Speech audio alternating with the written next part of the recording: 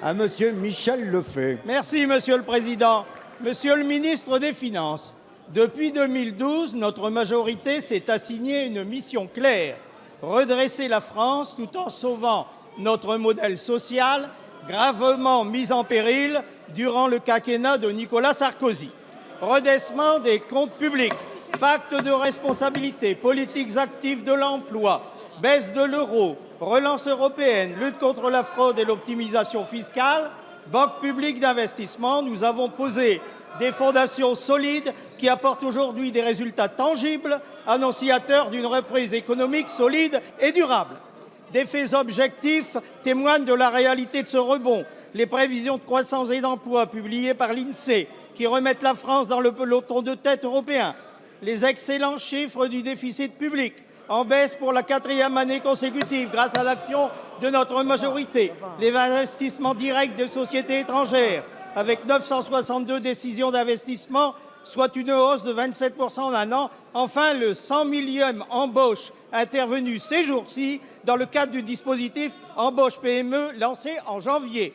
Oui, mes chers collègues, c'est évident, la France redevient attractive. La croissance, les déficits, l'emploi, on en parle beaucoup au club des anciens ministres de Nicolas Sarkozy, dans le cadre de la primaire de la droite. Plus on a échoué hier, plus on disserte et on donne des leçons aujourd'hui. Grand diseux, petit faiseux. Aux belles paroles de la droite, à gauche, nous préférons les actes. N'en déplaise à certains, la reprise est enclenchée et elle va s'amplifier avec la nouvelle tranche de pacte de responsabilité, la loi travail et l'amplification de l'effort de formation.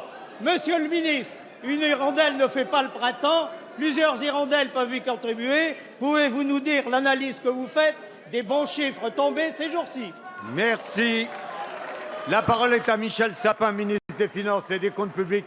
Et je vous propose qu'on retrouve un peu plus de sérénité. Merci, Monsieur le Président.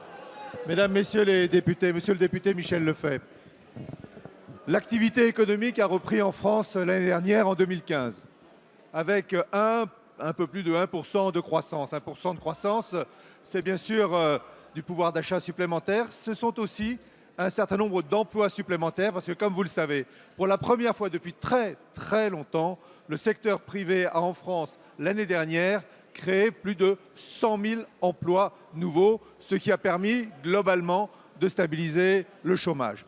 Pour l'année 2016, vous faites référence à une étude qui a été faite par un organisme indépendant, l'INSEE, et qui prévoit effectivement pour cette année 2016 un taux de croissance, une activité économique qui est de même ordre, de même nature, de même niveau que celui que nous nous étions nous-mêmes assignés, que le gouvernement s'est assigné et que la majorité ici a assigné au gouvernement. À peu près 1,5% de croissance.